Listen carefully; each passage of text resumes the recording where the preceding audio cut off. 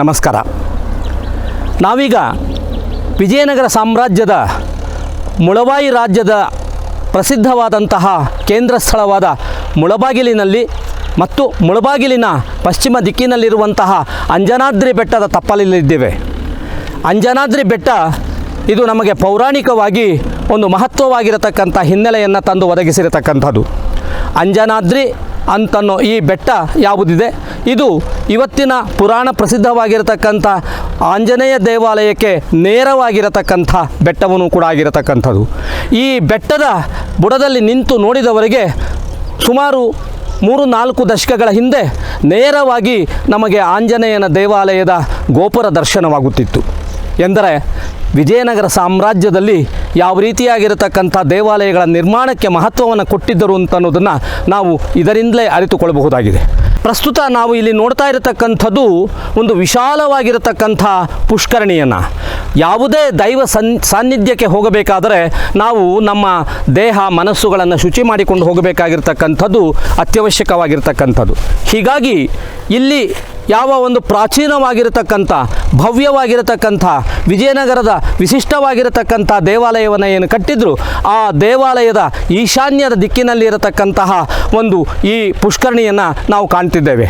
ಇದು ಇಲ್ಲಿ ಈ ದೊಡ್ಡ ಪುಷ್ಕರಣಿಯ ಜೊತೆಗೆ ಸುತ್ತಲೂ ಕೂಡ ನಮಗೆ 4-6 ಕೊಳಗಳನ್ನು ಕೂಡ ಸಿಗುತ್ತದೆ. ಅಂದರೆ ನಮ್ಮ ಹಿಂದಿನವರು ಹೇಗೆ ನಮ್ಮ ಜಲ ನೆಲ ಮತ್ತು ಇಲ್ಲಿನ ಪರಿಸರಕ್ಕೆ ವಿಶೇಷವಾಗಿರತಕ್ಕಂಥ ಮಹತ್ವವನ್ನು ಕೊಟ್ಟಿದ್ದರು ಅಂತ ಅನ್ನೋದನ್ನು ನಾವು ಅರಿತುಕೊಳ್ಬೇಕಾಗಿದೆ. ಯಾವ ಅಂಜನಾದ್ರಿ ಬೆಟ್ಟ ಇದೆ, ಆ ಅಂಜನಾದ್ರಿ ಬೆಟ್ಟದ ಮೇಲೆ ಬಿದ್ದಂತಹ ಹನಿ ಹನಿನೂ ಕೂಡ ಇಲ್ಲಿನ ಈ ಕೆರೆಯಲ್ಲಿ ಶೇಖರಣೆ ಆಗಬೇಕು ಅಂತನ್ನೋ ರೀತಿ ಒಳಗೆ ಅವರು ಮಾಡಿದ್ದಂತಹ ಒಂದು ಕಾರ್ಯವೈಖರಿ ನಿಜಕ್ಕೂ ಕೂಡ ಅದ್ಭುತವಾಗಿರ್ತಕ್ಕಂಥದ್ದು, ಅವಿಸ್ಮರಣೀಯವಾಗಿರ್ತಕ್ಕಂಥದ್ದು. ಈ ಕೆರೆಯನ್ನು ವಿಜಯನಗರದ ಕಾಲದಲ್ಲಿ ಏನೇ ನಿರ್ಮಾಣ ಮಾಡಿದ್ದಿರಬಹುದಾಗಿರ್ತಕ್ಕಂಥ ಕೆರೆ ಅಂತಲೂ ಕೂಡ ನಾವು ಭಾವಿಸಬೇಕಾಗಿದೆ. ಈ ಆಲಯದ ಸುತ್ತಲೂ ಕೂಡ ಬಹುಶಃ ಒಂದು ದೊಡ್ಡ ಪ್ರಾಕಾರವಿದ್ದಿರಬೇಕು. ಆ ಪ್ರಾಕಾರ ಕೋಟೆಯ ನೆನಪನ್ನು ತರ್ತಕ್ಕಂಥದ್ದು ಕೂಡ ಆಗ್ತದೆ. ಇಂದು ಕೂಡ ನಾವು ಅಂಜನಾದ್ರಿ ಬೆಟ್ಟದ ಮೇಲೆ ಕೋಟೆಯನ್ನು ಕಾಣ್ತಿದ್ದೇವೆ. ಇಷ್ಟೇ ಅಲ್ಲ, ನಮಗೆ ಶಾಸನಗಳು ಮಹತ್ವವಾಗಿರತಕ್ಕಂಥ ಸಂಗತಿಯನ್ನು ಹೇಳ್ತದೆ. ಕಂಪಣರಾಯ ಯಾರು ಮಧುರೆಯ ಸುಲ್ತಾನರನ್ನು ಅವರ ಮೇಲೆ ಅವರನ್ನು ನಿಗ್ರಹಿಸಲಿಕ್ಕೆ ದಾಳಿಯನ್ನು ಮಾಡಿದ ಆತ ಮುಳಬಾಗಿಲಿನಿಂದಲೇ ಆರಂಭ ಮಾಡಿದ ತನ್ನ ಈ ಚೈತ್ರ ಯಾತ್ರೆಯನ್ನು ಅಂತನ್ನೋದು. ಹೀಗಾಗಿ ಕಂಪಣರಾಯನಿಗೆ ಸಂಬಂಧಪಟ್ಟಿರತಕ್ಕಂಥ ಸುಮಾರು 1350ರಿಂದ 65 ಕಾಲಘಟ್ಟದ ಶಾಸನಗಳನ್ನು ಗಮನಿಸಿದಾಗ ನಮಗೆ ಮುಳಬಾಗಿಲಿನಲ್ಲಿ ಒಂದು ಅರಮನೆ ಇತ್ತು ಅಂತ ಅನ್ನೋದು ಗೊತ್ತಾಗ್ತದೆ. ಸಂಪದ್ಭರಿತವಾಗಿರತಕ್ಕಂಥ ಒಂದು ಸಾಂಸ್ಕೃತಿಕ ಹಿರಿಮೆಯನ್ನು ಹೇಳ್ತದೆ. ಇಂತಹ ಸಾಂಸ್ಕೃತಿಕ ಹಿರಿಮೆ ಇರತಕ್ಕಂತಹ ಈ ಮುಳಬಾಗಿಲಿನಲ್ಲಿ ಅನೇಕ ದೇವಾಲಯಗಳನ್ನು ಕೂಡ ಇಂದಿಗೂ ಪ್ರಸಿದ್ಧವಾಗಿದೆ. ಆದರೆ ಈ ಬೆಟ್ಟದ ತಪ್ಪಲಿನಲ್ಲಿರತಕ್ಕಂತಹ ಈ ಗೋಪಾಲಕೃಷ್ಣ ಎಂದು ಈ ಸ್ಥಿತಿಯನ್ನು ತಲುಪಿದೆ ಅಂತನ್ನೋದು ನಮಗೆ ಗೊತ್ತಿಲ್ಲ. ನಮ್ಮ ಹಿರಿಯರು 60, 70, 80 ವರ್ಷದ ಹಿರಿಯರನ್ನು ಕೇಳಿದಾಗ ಅವರ ಕಾಲದಿಂದಲೂ ಕೂಡ ಇದು ಇಲ್ಲಿ ಇದೇ ರೀತಿಯಲ್ಲಿ ಇದೆ ಅಂತನೋ ಮಾತನ್ನು ಹೇಳ್ತಾರೆ. ಆದರೆ ನಾವು ಇವತ್ತು ತಿಳಿದಂತಹ ಜನಾಂಗ ಆಗಿರ್ತಕ್ಕಂಥವರು ನಮ್ಮ ಇತಿಹಾಸ ಸಂಸ್ಕೃತಿಯ ಬಗ್ಗೆ, ನಮ್ಮ ಪ್ರಾಚೀನವಾಗಿರ್ತಕ್ಕಂಥ ನಾಗರಿಕತೆಯ ಬಗ್ಗೆ, ಜೊತೆಗೆ ನಮಗೆ ಯಾವುದು ಬದುಕು ಕೊಡ್ತು, ಜೀವನ ಕೊಡ್ತು ಅಂತಹ ಒಂದು ಪರಿಸರದ ಬಗ್ಗೆ ನಾವು ಎಚ್ಚೆತ್ತುಕೊಳ್ಬೇಕಾಗಿರ್ತಕ್ಕಂಥದ್ದು ಅತ್ಯಗತ್ಯವಾಗಿರ್ತಕ್ಕಂಥದ್ದು. ನಾವೀಗ ದೇವಾಲಯದ ಮುಂದೆ ಇರತಕ್ಕಂತಹ ಒಂದು ಮಂಟಪವನ್ನು ನೋಡ್ತಿದ್ದೇವೆ. ಈ ಮಂಟಪವನ್ನು ಗರುಡ ಮಂಟಪ ಅಂತಲೂ ಕೂಡ ಕರೀಬಹುದು. ಕಾರಣ ಇಲ್ಲಿರ್ತಕ್ಕಂಥ ದೇವಾಲಯ, ಈ ದೇವಾಲಯಕ್ಕೆ ಎದುರಾಗಿ ಸುಮಾರು 100 ಮೀಟರ್ ದೂರದಲ್ಲಿ ಇರತಕ್ಕಂಥದ್ದು ಈ ಮಂಟಪ. ಅಂದರೆ ದೇವಾಲಯ ಎಷ್ಟು ವಿಸ್ತಾರವಾಗಿತ್ತು ಅಂತ ಅನ್ನೋದನ್ನು ನಾವು ಗಮನಿಸಬೇಕಾಗ್ತದೆ. ದೇವಾಲಯದ ಮುಂಭಾಗದಲ್ಲಿ ನಾವು ನೋಡ್ತೇವೆ, ಮಂಟಪಗಳನ್ನು ನಾವು ನೋಡ್ತಿದ್ದೇವೆ. ಈ ಮಂಟಪಗಳು ಸುಮಾರು 15-20 ಅಡಿ ಎತ್ತರದ ಕಂಬಗಳಿಂದ ಮೇಲ್ಛಾವಣಿಯನ್ನು ಹೊಂದಿರತಕ್ಕಂಥ ಮಂಟಪಗಳಾಗಿವೆ. ಯಾವುದೇ ವಿಜಯನಗರದ ಪ್ರಸಿದ್ಧವಾಗಿರ್ತಕ್ಕಂಥ ದೇವಾಲಯವನ್ನು, ಹಂಪೆಯ ದೇವಾಲಯಗಳನ್ನು ನಾವು ನೋಡಿದಾಗ ನಮಗೆ ಈ ರೀತಿಯಾಗಿರ್ತಕ್ಕಂಥ ಮಂಟಪಗಳು ನೆನಪಿಗೆ ಬರ್ತಕ್ಕಂಥದ್ದು ಸಹಜ. ಹೀಗಾಗಿ ಖಂಡಿತವಾಗಿಯೂ ಕೂಡ ಇದು ವಿಜಯನಗರದ ಅರಸರ ಕಾಲದಲ್ಲಿ ಯಾವ ಈ ಮುಳಬಾಯಿ ರಾಜ್ಯದಲ್ಲಿ ಸಂಗಮ ವಂಶದಿಂದ ಹಿಡಿದು ತುಳುವ ವಂಶದವರೆಗೂ ಕೂಡ ಆ ರಾಜರ ಒಂದು ಛಾಯೆಯನ್ನು ನಾವು ಕಾಣ್ತೇವೆ, ಅವರ ಅಧಿಕಾರದ ಛಾಪನ್ನು ಕಾಣ್ತೇವೆ. ಅಂತಹ ದೇವಾಲಯಗಳು ಇಲ್ಲಿದೆ. ಅದು ಆಂಜನೇಯ ದೇವಾಲಯ ಇರಬಹುದು, ಅಥವಾ ಊರಿನಲ್ಲಿಯೇ ಇರತಕ್ಕಂತಹ ವಿಠ್ಠಲ ನಾರಾಯಣನ ಭವ್ಯವಾಗಿರತಕ್ಕಂಥ ಮಂದಿರವಾಗಬಹುದು, ಅಥವಾ ಇಲ್ಲಿಯೇ ಇರತಕ್ಕಂಥ ಒಂದೆರಡು ಕೃಷ್ಣ ಮಂದಿರಗಳಾಗಬಹುದು. ಇದರ ಜೊತೆಯಲ್ಲಿ ಶೈವ ಸಂಸ್ಕೃತಿಯನ್ನು ಪ್ರತಿಬಿಂಬಿಸ್ತಕ್ಕಂತಹ ಬೆಟ್ಟದ ತಪ್ಪಲಿನಲ್ಲಿರತಕ್ಕಂಥ ವೀರಭದ್ರ ದೇವಾಲಯಗಳಾಗಬಹುದು. ಇವೆಲ್ಲವೂ ಕೂಡ ನಮ್ಮ ಭವ್ಯವಾಗಿರತಕ್ಕಂಥ ವಿಜಯನಗರ ಸಂಸ್ಕೃತಿಯ ಒಂದು ದೇವಾಲಯ ಪರಂಪರೆಯನ್ನು, ಆ ದೇವಾಲಯ ಸಂಸ್ಕೃತಿಯನ್ನು ಬಿತ್ತರಿಸ್ತಕ್ಕಂಥದ್ದು ಕೂಡ ಆಗಿರ್ತಕ್ಕಂಥದ್ದು ಸಹಜವಾಗಿರ್ತಕ್ಕ. ಈಗ ಕಾಣ್ತಾ ಇರತಕ್ಕಂಥದ್ದು ಆಲಯದ ಮುಂಭಾಗದ ಸ್ಥಳ. ಈ ಸ್ಥಳದಲ್ಲಿ ಒಂದು ದೇವಾಲಯದ ರಕ್ಷಣೆಗೋಸ್ಕರವಾಗಿ ಬೃಹತ್ತಾಗಿರತಕ್ಕಂಥ ಗೋಡೆಯನ್ನು ನಿರ್ಮಾಣ ಮಾಡಿದ್ದಿರಬೇಕು. ಅದಕ್ಕೆ ಸಂಕೇತವಾಗಿ ನಮಗೆ ಆ ಕಡೆ ಈ ಕಡೆ ಒಂದು ದ್ವಾರದ ರೀತಿಯಲ್ಲಿರತಕ್ಕಂತಹ ಒಂದು ಪ್ರಾಚೀನವಾಗಿರತಕ್ಕಂಥ ಪಳೆ ಉಳಿಕೆಗಳನ್ನು ನಾವಿಲ್ಲಿ ಕಾಣ್ತಾ ಇದ್ದೇವೆ. ತದನಂತರದಲ್ಲಿ ಒಳಗೆ ಬರ್ತಿದ್ದ ಹಾಗೇ ಯಾವುದು ಭವ್ಯವಾಗಿರತಕ್ಕಂತಹ ಒಂದು ವಿಶಾಲವಾಗಿರತಕ್ಕಂತಹ ಒಂದು ಮಹಾಮಂಟಪ, ಇದನ್ನು ನಾವು ಮಹಾಮಂಟಪ ಅಂತಾನೂ ಕೂಡ ಕರೀಬಹುದು. ಕಾರಣ ಇಷ್ಟೇ, ಈ ಮಂಟಪ ಇಡೀ ದೇವಾಲಯದ ಸುತ್ತಲೂ ಕೂಡ ವ್ಯಾಪಿಸಿಕೊಂಡು ಹೋಗ್ತದೆ. ಈ ಮಂಟಪದಲ್ಲಿ ಇರತಕ್ಕಂತಹ ಕಂಬಗಳು ಭವ್ಯವಾಗಿರತಕ್ಕಂತಹ ಅದರ ಒಂದು ಗಟ್ಟಿತನವನ್ನು ಅಥವಾ ಅದಕ್ಕೆ ಒಂದು ಭದ್ರವಾಗಿರತಕ್ಕಂಥ ಅಡಿಪಾಯವನ್ನು, ದೇವಾಲಯದ ಮುಂಭಾಗದಲ್ಲಿ ರಕ್ಷಣೆಗೆ ಬೇಕಾಗಿರತಕ್ಕಂತಹ ಒಂದು ನಿರ್ಮಾಣವನ್ನು ಹೇಳ್ತಾ ಇರ್ತಕ್ಕಂಥದ್ದು. ಈ ಮಂಟಪವನ್ನು ನಾವು ಸ್ವಲ್ಪ ಮುಂದಕ್ಕೆ ಹೋಗಿ ಆಲಯದ ಮುಖ್ಯವಾಗಿರತಕ್ಕಂಥ ದ್ವಾರಕ್ಕೆ ಬಂದಾಗ ಇಲ್ಲಿ ನಮಗೆ ಆ ಕಡೆ ಈ ಕಡೆ ಎರಡು ಸರ್ಪಗಳು, ಅದು ಕೇತುಗ್ರಹಣವನ್ನು ಅಥವಾ ರಾಹುಗ್ರಹಣವನ್ನು ಸೂಚಿಸುವಂತಹ ಎರಡು ಸರ್ಪಗಳ ವಿನ್ಯಾಸವನ್ನು ಇಲ್ಲಿ ಬಿಡಿಸಿದ್ದಾರೆ. ಅವರು ಹೇಗೆ ಒಂದು ಖಗೋಳ ಸಿದ್ಧಾಂತಕ್ಕೂ ಕೂಡ ಮಾನ್ಯತೆಯನ್ನು ಕೊಟ್ಟಿದ್ದರು ಅಂತನ್ನಲಿಕ್ಕೆ ನಾವು ಆಲಯಗಳಲ್ಲಿ ಈ ರೀತಿಯಾಗಿರತಕ್ಕಂತಹ ಶಿಲ್ಪಗಳನ್ನು ಗಮನಿಸ್ತೀವಿ. ಸರ್ಪ ಒಂದು ರಾಹು ಅಥವಾ ಕೇತು ಅಂತನ್ನೋದು ನಮ್ಮಲ್ಲಿರತಕ್ಕಂಥ ಒಂದು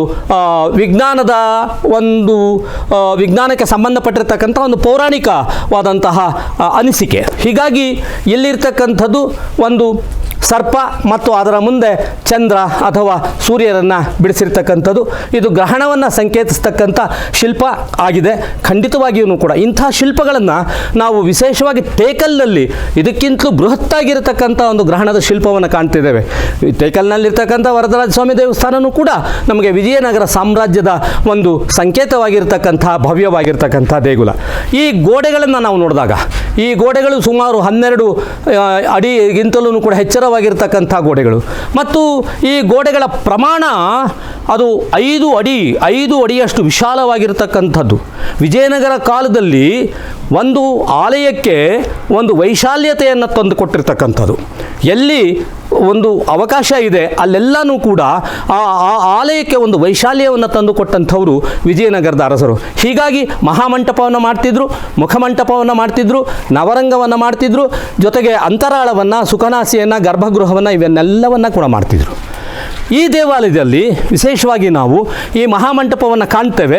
ಈ ಮಹಾಮಂಟಪ ಇನ್ನೂ ಮುಂದಕ್ಕೆ ವಿಸ್ತರಿಸಿದ್ದಿರಬಹುದು, ಆದರೆ ತದನಂತರದಲ್ಲಿ ಇದು ಬಿದ್ದು ಹೋಗಿದೆ. ಮತ್ತು ಇಲ್ಲಿ ಒಂದು ಗೋಪುರವನ್ನು ಕೂಡ ಇದ್ದಿರಬೇಕು, ಆ ಗೋಪುರವನ್ನು ಕೂಡ ಬಿದ್ದು ಹೋಗಿರಬೇಕು ಹಾಗೆ ಅಂತ ನಮಗೆ ಅನ್ನಿಸ್ತದೆ. ನಾವೀಗ ಆಲಯದ ಮುಖ್ಯ ಭಾಗಕ್ಕೆ ಪ್ರವೇಶವನ್ನು ಮಾಡ್ತಾ ಇದ್ದೇವೆ.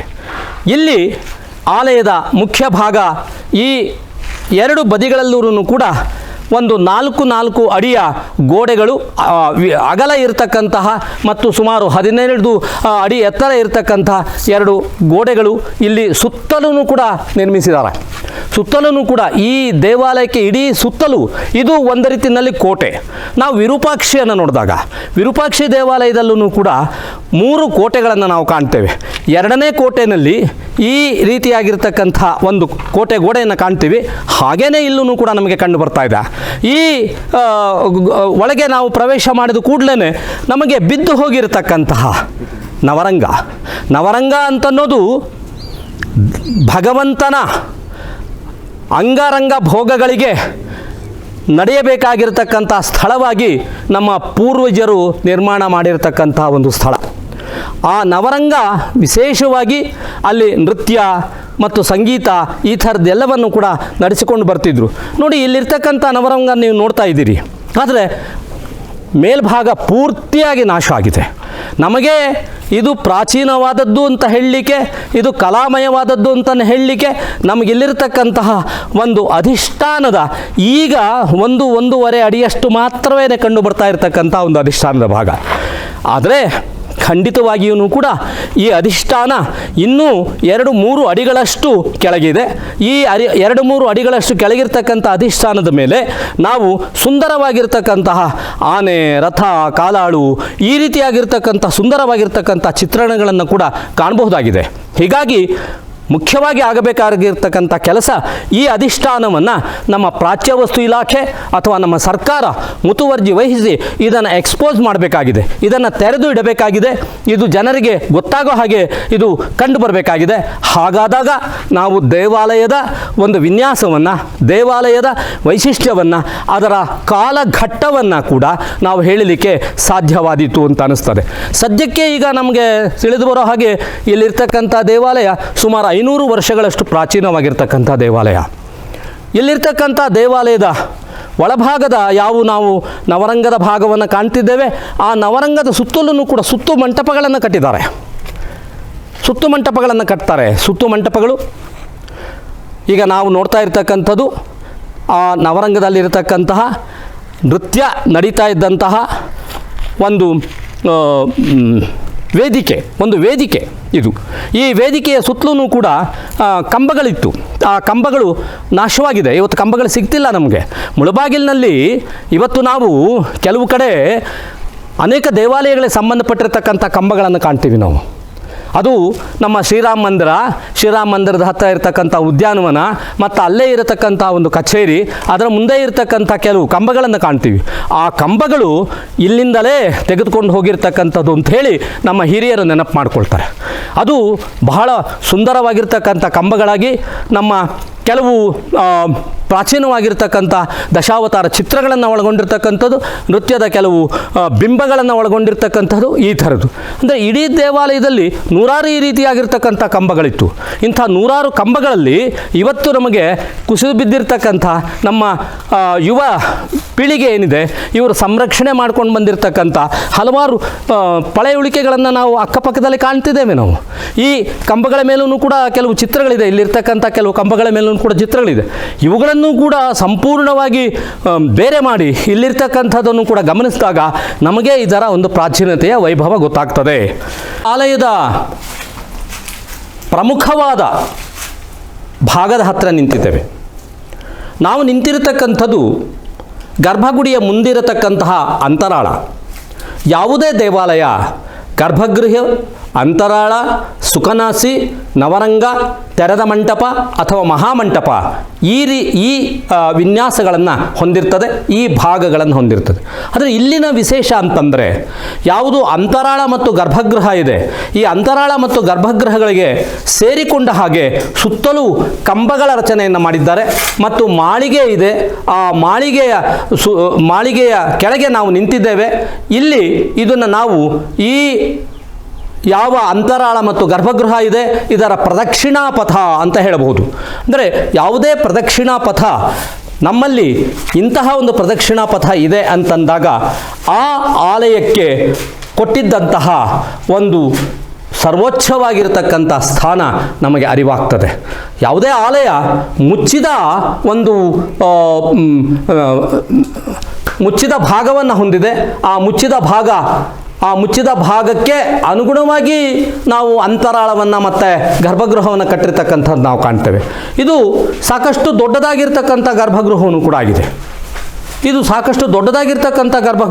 ಆಗಿದೆ. ಗರ್ಭಗೃಹದ ಮೇಲ್ಭಾಗ ಸುರಕ್ಷಿತವಾಗಿದೆ ಮತ್ತು ಅದರ ಅಧಿಷ್ಠಾನ ಮತ್ತು ಭಿತ್ತಿಯ ಭಾಗಗಳನ್ನು ಕೂಡ ಸುರಕ್ಷಿತವಾಗಿದೆ. ಕಾರಣ ಏನು ಅಂತಂದರೆ ಅದಕ್ಕೆ ಸುರಕ್ಷತೆಯನ್ನು ತಂದುಕೊಟ್ಟಿರ್ತಕ್ಕಂಥದ್ದು ಅದಕ್ಕೆ ಪಕ್ಕದಲ್ಲಿರತಕ್ಕಂತಹ ಆ ಕಂಬಗಳು ಮತ್ತು ಮೇಲೆ ಇರತಕ್ಕಂತಹ ಒಂದು ಮಾಳಿಗೆ. ಈ ಒಳಮಾಳಿಗೆ ಮತ್ತು ಕಂಬಗಳ ಕಾರಣದಿಂದ ಈ ಭಾಗ ಅಷ್ಟು ಸುರಕ್ಷಿತವಾಗಿ ನಮಗೆ ಆಲಯದಲ್ಲಿ ಕಂಡು ಬರ್ತಾ ಇರ್ತಕ್ಕಂಥದ್ದು. ಅಂದರೆ ದೇವಾಲಯಗಳು ಸಾಕಷ್ಟು ಶತಮಾನಗಳ ಕಾಲ ಉಳಿಯಬೇಕು ಅಂತನೋ ಒಂದು ಪಾರಂಪರಿಕವಾಗಿರತಕ್ಕಂತಹ ಒಂದು ಪರಿಜ್ಞಾನದಿಂದಲೂ ಕೂಡ ನಮ್ಮವರು ದೇವಾಲಯಗಳನ್ನು ನಿರ್ಮಾಣ ಮಾಡ್ತಿದ್ರು. ಆದರೆ ಹಲವು ದೇವಾಲಯಗಳಿಗೆ ವಿಶೇಷವಾಗಿ ಅವರು ಅದು ಸಹಸ್ರಾರು ವರ್ಷಗಳು ಉಳಿಯಬೇಕು ಅಂತನೋ ಕಾರಣದಿಂದಲೂ ಕೂಡ ಆ ವಾಸ್ತು ಮಾದರಿಯನ್ನು ಅನುಸರಿಸ್ತಿದ್ರು. ಇಲ್ಲಿ ನಾವು ನೋಡ್ತಾ ಇರ್ತಕ್ಕಂಥ ದೇವಸ್ಥಾನ ಹಂಪೆಯಲ್ಲಿರತಕ್ಕಂಥ ಪ್ರಸಿದ್ಧವಾಗಿರ್ತಕ್ಕಂಥ ಯಾವುದಾದ್ರೂ ಒಂದು ದೇವಾಲಯದ ಒಂದು ವಾಸ್ತು ವಿನ್ಯಾಸವನ್ನು ಅನುಸರಿಸಿರ್ತಕ್ಕಂಥದ್ದು ಅಂಥೇಳಿ ನಿರ್ಧಾರವಾಗಿ ಹೇಳಬಹುದಾಗಿದೆ. ಮತ್ತು ಅಷ್ಟೇ ಅಲ್ಲ, ಇದು ಯಾರು ವಿಜಯನಗರ ಪರಿಪಾಲನೆಯನ್ನು ಮಾಡಿದಂತಹ ನಮ್ಮ ಕೃಷ್ಣದೇವರಾಯರು, ಅಚ್ಯುತರಾಯರು ಅಂತ ನಾವು ಯಾರನ್ನು ಹೇಳ್ತೇವೆ, ಯಾರು ವಿಶೇಷವಾಗಿ ವೈಷ್ಣವ ಧರ್ಮ ಪರಿಪಾಲನೆಯನ್ನು ಮಾಡಿಕೊಂಡು ಹೋದರು, ಮತ್ತು ಅವರ ಹಿಂದೆ ಇದ್ದಂತಹ ಸಾಳ್ವ ನರಸಿಂಹ, ಸಾಳ್ವ ಮತ್ತು ತುಳುವ ವಂಶಗಳವರು ವಿಶೇಷವಾಗಿ ವಿಷ್ಣು ದೇವಾಲಯಗಳಿಗೆ ಒಂದು ಪ್ರಾಧಾನ್ಯತೆಯನ್ನು ಕೊಟ್ಟವರಾಗಿದ್ದಾರೆ. ಹಾಗಾಗಿ ಇಲ್ಲಿರ್ತಕ್ಕಂಥ ದೇವಾಲಯ ನಾವು ವಿಷ್ಣು ಯಾರು ನಮ್ಮ ವಿಜಯನಗರ ಸಾಮ್ರಾಜ್ಯವನ್ನು ಪರಿಪಾಲನೆ ಮಾಡಿದ ಆ ಕೃಷ್ಣದೇವರಾಯನ ಕಾಲದ ಒಂದು ಕಾಲಘಟ್ಟದಲ್ಲಿ ಇದು ನಿರ್ಮಾಣವಾಗಿರೋ ಸಾಧ್ಯತೆ ಇದೆ. ಕಾರಣ ಇಷ್ಟೇ, ಇದನ್ನು ನಮ್ಮ ಪೂರ್ವಿಕರು ಉದ್ದಕ್ಕೂ ಕೂಡ ಗೋಪಾಲಕೃಷ್ಣ ದೇವಾಲಯ ಅಂತ ಹೇಳ್ಕೊಂಡು ಬರ್ತಿದ್ದಾರೆ. ಕೃಷ್ಣದೇವರಾಯ ಉದಯಗಿರಿಗೆ ಹೋಗಿ ಆ ಉದಯಗಿರಿಯನ್ನು ಅವನು ತನ್ನ ಕೈವಶ ಮಾಡಿಕೊಂಡು ಅಲ್ಲಿದ್ದಂಥ ಕೃಷ್ಣನನ್ನು ತೆಗೆದುಕೊಂಡು ಹೋಗಿ ಹಂಪೆಯಲ್ಲಿ ಸ್ಥಾಪನೆ ಮಾಡಿ ಇವತ್ತು ಸುಪ್ರಸಿದ್ಧವಾಗಿರ್ತಕ್ಕಂಥ ಹಂಪೆಯಲ್ಲಿ ಕೃಷ್ಣ ದೇವಾಲಯವನ್ನು ನಾವು ಕಾಣ್ತಿದ್ದೇವೆ. ಅಂದರೆ ಒಂದು ಕೃಷ್ಣ ಪರಂಪರೆ, ಆ ವೈಷ್ಣವ ಪರಂಪರೆ ಆತನ ಕಾಲದಲ್ಲಿ ಎಲ್ಲ ಆ ಆಳ್ವಿಕೆಯ ಕಾಲದಲ್ಲಿ ಹಲವಾರು ಕಡೆಗೆ ವಿಸ್ತರಿಸಿರ್ತಕ್ಕಂಥದ್ದನ್ನು ನಾವು ಗಮನಿಸ್ಬೋದು. ಹೀಗಾಗಿ ಮುಳಬಾಗಿಲು ಯಾವುದು 14ನೇ ಶತಮಾನದಿಂದಲೂ ಕೂಡ ವಿಜಯನಗರದ ಆರಂಭದ ಕಾಲದಿಂದಲೂ ಕೂಡ ಪ್ರಸಿದ್ಧವಾಗಿರ್ತಕ್ಕಂಥ ಮುಳವಾಯಿ ರಾಜ್ಯ ಅಂತ ಯಾವುದು ಪ್ರಸಿದ್ಧವಾಗಿದೆ. ಮುಳವಾಯಿ ಇದು ಮುಳಬಾಗಿಲು ಆಗಿರತಕ್ಕಂಥದ್ದು. ಆ ಮುಳವಾಯಿ ರಾಜ್ಯದಲ್ಲಿ ಕಾಣ್ತಾ ಇರತಕ್ಕಂಥ ಒಂದು ವಿಶಿಷ್ಟವಾಗಿರತಕ್ಕಂಥ ಸರ್ವೋತ್ಕೃಷ್ಟವಾಗಿರದಂಥ ದೇವಾಲಯವಾಗಿ ಇದನ್ನು ನಿರ್ಮಾಣ ಮಾಡಬೇಕು, ಇದನ್ನು ನಿರ್ಮಾಣ ಮಾಡಿ ಅದನ್ನು ರಕ್ಷಿಸಬೇಕು ಅಂತನ್ನೋದು ಆ ರಾಜರ, ಮಾಂಡಲಿಕರ, ಮಂತ್ರಿಗಳ, ಅವರ ಕಾಲದ ಎಲ್ಲ ಜನರ ಆಶಯವಾಗಿತ್ತು ಅಂತನ್ನೋದು ಈ ದೇವಾಲಯವನ್ನು ನೋಡಿದಾಗ ನಮಗೆ ಕಂಡು ಬರ್ತದೆ. ಹೀಗಾಗಿ ಇಂಥ ದೇವಾಲಯ ಇನ್ನೂ ಮುಂದೆ ಇದು ಸಾವಿರಾರು ವರ್ಷಗಳ ಕಾಲನೂ ಕೂಡ ಇರಬೇಕು. ಮತ್ತು ಇಲ್ಲಿ ಬಳಸಿರ್ತಕ್ಕಂಥದ್ದು ಒಂದು ಗಟ್ಟಿ ಕಲ್ಲನ್ನು ಬಳಸಿರ್ತಕ್ಕಂಥದ್ದು. ಆ ಗಟ್ಟಿ ಕಲ್ಲು ಬಿಳಿ ಗ್ರಾನೈಟ್ ಅಂತ ಏನು ಕರಿತೇವೆ, ಆ ಗಟ್ಟಿ ಕಲ್ಲಿನ ಕಾರಣದಿಂದ ಇದು ಉಳ್ಕೊಂಡಿದೆ. ನೋಡಿ, ನಾವೀಗ ಗರ್ಭಗೃಹದ ಮೇಲೆ ಶಿಖರವನ್ನು ಕಾಣ್ತಿದ್ದೇವೆ. ಗರ್ಭಗೃಹದ ಶಿಖರ, ನೀವು ಇದರ ವಿನ್ಯಾಸವನ್ನು ಒಳಗಡೆ ಇವತ್ತು ತೆರೆಕೊಂಡಿರ್ತಕ್ಕಂಥ ಅಂತಂದರೆ ಅಲ್ಲಿರ್ತಕ್ಕಂಥ ಭಾಗಗಳು, ಆ ಕಲ್ಲಿನ ಭಾಗಗಳೆಲ್ಲನೂ ಕೂಡ ಕುಸಿದು ಬಿದ್ದು ಹೋಗಿಬಿಟ್ಟು ಬರೀ ಈ ನಮ್ಮ ಗರ್ಭಗೃಹದ ಒಳಗಡೆಯ ರಚನಾ ವೈಖರಿ, ಶಿಖರದ ರಚನಾ ವೈಖರಿ ಮಾತ್ರ ಗರ್ಭಗೃಹದಲ್ಲಿ ನಿಂತವರಿಗೆ ಕಾಣಿಸ್ತದೆ. ಈ ಶಿಖರ ಎಷ್ಟು ಸುಂದರವಾಗಿರ್ತಕ್ಕಂಥ ಶಿಖರವಾಗಿದೆ. ಇಲ್ಲಿರ್ತಕ್ಕಂಥ ಗಾರೆಯ ಶಿಲ್ಪಗಳನ್ನು ಕೂಡ ನಾವು ಕಾಣ್ತೇವೆ. ಇದು ನಮ್ಮ ಮೂಲ ರಚನೆಯ ಕಾಲಕ್ಕೇನೆ ಸೇರ್ತಕ್ಕಂತಹ ಶಿಖರವಾಗಿರ್ತಕ್ಕಂಥದ್ದು. ಇದು ಆಗಾಗ ಇದಕ್ಕೆ ಒಂದಷ್ಟು ರಿಪೇರಿ ಮತ್ತೊಂದು ಮಾಡಿರಬಹುದು, ಆದರೆ ಮೂಲ ವಿನ್ಯಾಸ ಖಂಡಿತವಾಗಿಯೂ ಕೂಡ ಈ ಶಿಖರದಲ್ಲಿ ಕಿಂಚಿತ್ತಾದ್ರೂ ಕೂಡ ಅದು ನಾಶವಾಗಿಲ್ಲ ಅಂತನ್ಲಿಕ್ಕೆ ನಾವು ಗರ್ಭಗೃಹದಲ್ಲಿ ನಿಂತುಕೊಂಡು ನೋಡಿದಾಗ ಇದರ ಶಿಖರದ ರಚನೆಯ ಆ ಒಳಗಿನ ರಚನೆಯ ವೈಖರಿ ಅದು ಒಂದು ರೀತಿಯಲ್ಲಿ ಸುರುಳಿಯಾಕಾರದ ಒಂದು ರಚನೆ ಹೊಂದಿರತಕ್ಕಂಥದ್ದನ್ನು ನಾವು ಕಾಣ್ತೇವೆ. ಆ ಶಿಖರ ಇವತ್ತು ನಮ್ಮವರೆಗೂ ಕೂಡ ಅದು ಉಳ್ಕೊಂಡು ಬಂದಿರತಕ್ಕಂತಹ ಶಿಖರ ಆಗಿದೆ. ಇದು ನಮಗೆ ನಮ್ಮ ಆಲಯಗಳ ಒಂದು ಪ್ರಾಚೀನವಾಗಿರತಕ್ಕಂತಹ ಅದರ ಹಿರಿಮೆಯನ್ನು, ಅದರ ಗರಿಮೆಯನ್ನು, ಅದರ ಸಂಸ್ಕೃತಿಯನ್ನು, ಅದರ ವಿನ್ಯಾಸವನ್ನು, ಅದರ ಧಾರ್ಮಿಕವಾಗಿರತಕ್ಕಂತಹ ಹಿನ್ನೆಲೆಯನ್ನು, ಅದರ ಧಾರ್ಮಿಕವಾಗಿರತಕ್ಕಂತಹ ಸಂಪತ್ತನ್ನು ನಮ್ಮವರೆಗೆ ತಂದುಕೊಡ್ತಕ್ಕಂಥದ್ದು ನಮ್ಮ ಆಲಯಗಳು. ಮುಳಬಾಗಿಲು ಒಂದರಲ್ಲಿಯೇ ಸುಮಾರು 108 ಆಲಯಗಳು ಇತ್ತು ಅಂತನ್ನೋ ಮಾತನ್ನು ನಾವು ಹಿರಿಯರಿಂದಲೂ ಕೂಡ ಕೇಳಿಕೊಂಡು ಬಂದಿದ್ದೇವೆ.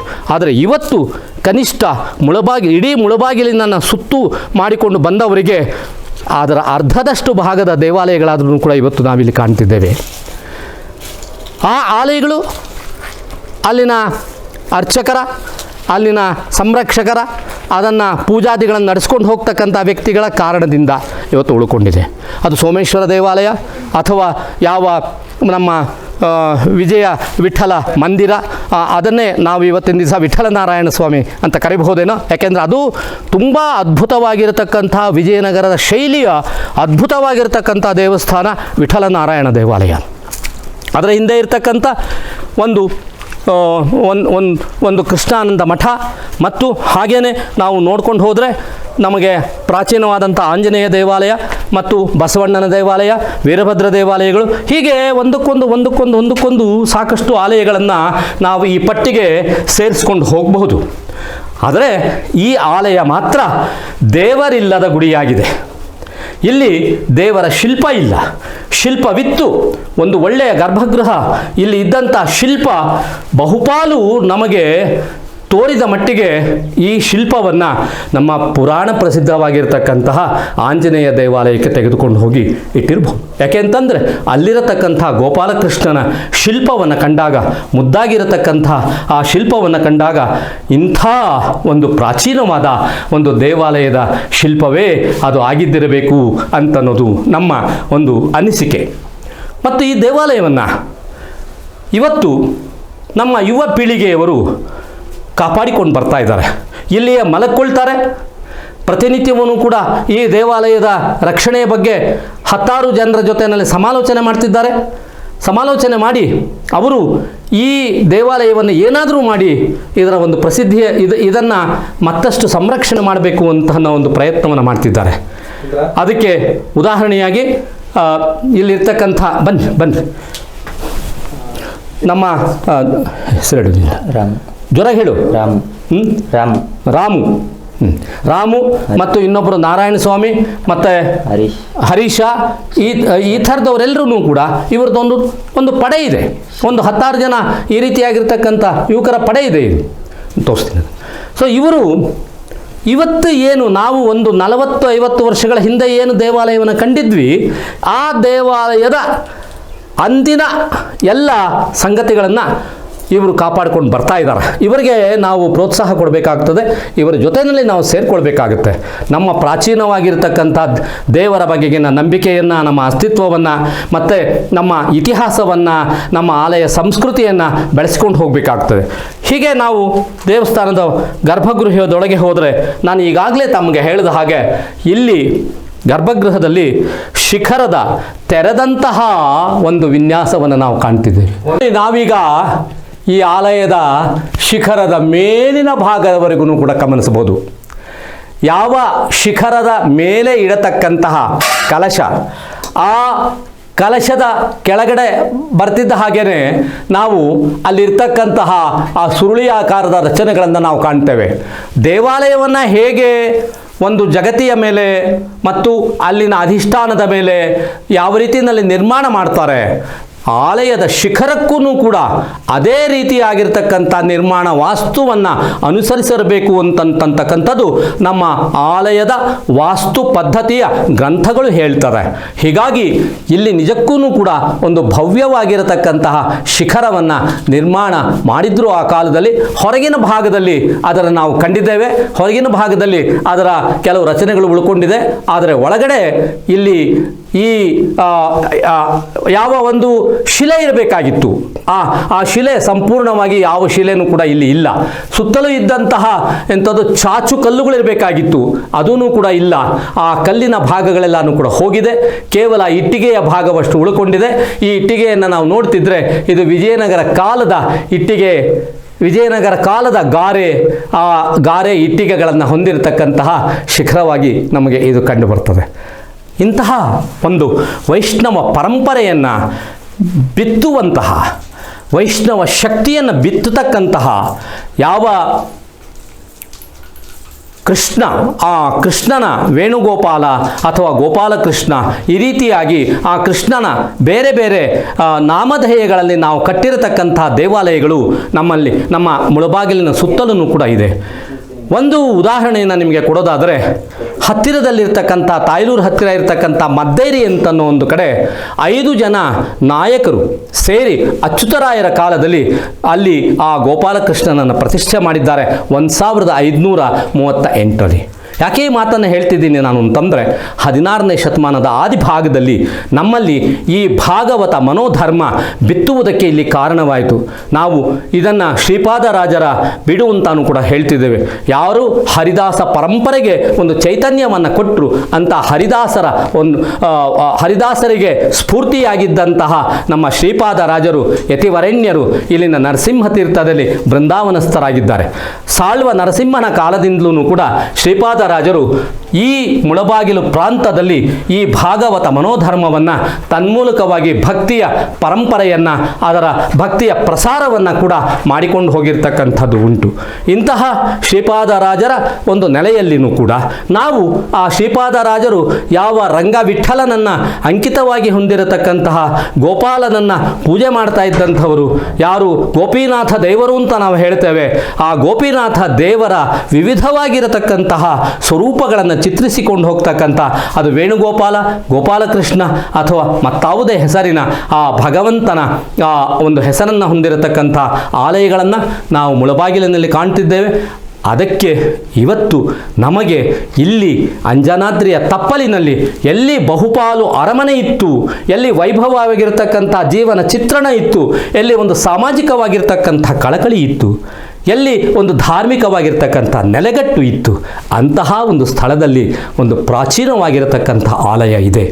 ಆ ಆಲಯವನ್ನು ಸಂರಕ್ಷಿಸಬೇಕಾಗಿರತಕ್ಕಂಥದ್ದು ಘನ ಸರ್ಕಾರದ ಒಂದು ಕರ್ತವ್ಯವಾಗಿದೆ. ಜೊತೆಗೆ ಇವತ್ತು ನಮಗೆ ಪುರಾತತ್ವ ಇಲಾಖೆ ಅಂತನ್ನೋದು ಒಂದು ಯಾವುದಿದೆ, ಆ ಪುರಾತತ್ವ ಇಲಾಖೆಯೂ ಕೂಡ ಅದರ ಅಧಿಕಾರಿಗಳು ಬಂದು ಇದನ್ನು ಪರಿಶೀಲಿಸಬೇಕಾಗಿರ್ತಕ್ಕಂಥದ್ದು ಅಗತ್ಯ ಇದೆ. ಕಾರಣ ಇಲ್ಲಿ ಯಾವ ರಂಗಮಂಟಪ ಇದೆ, ಆ ರಂಗಮಂಟಪದ ಕೆಳಗಿನ ಭಾಗದ ಉತ್ಖನನವನ್ನು ನಡೆಸಿದಾಗ ಬಹುಪಾಲು ಈ ಆಲಯದ ಒಂದು ಮಹತ್ತರವಾಗಿರತಕ್ಕಂಥ ಸಂಸ್ಕೃತಿಯನ್ನು, ಚಿತ್ರಣವನ್ನು ನಾವು ಕಂಡುಕೊಳ್ಳಲಿಕ್ಕೆ ಸಾಧ್ಯವಾಗ್ತದೆ. ನಾವೆಲ್ಲರೂ ಕೂಡ ಒಟ್ಟಾಗಿ ಕೈ ಜೋಡಿಸಿ, ನಾಗರಿಕರು, ನಮ್ಮ ಪುರಪಿತೃಗಳು, ಹಾಗೇನೆ ಈ ಯಾವ ಒಂದು ಜಿಲ್ಲಾ ಆಡಳಿತ ಎಲ್ಲ ಒಟ್ಟಾಗಿ ಸೇರಿ ಇಂಥ ಒಂದು ಭವ್ಯವಾಗಿರ್ತಕ್ಕಂಥ ದೇವಾಲಯವನ್ನು ಸಂರಕ್ಷಣೆ ಮಾಡೋಣ. ಬನ್ನಿ, ನಮಸ್ಕಾರ.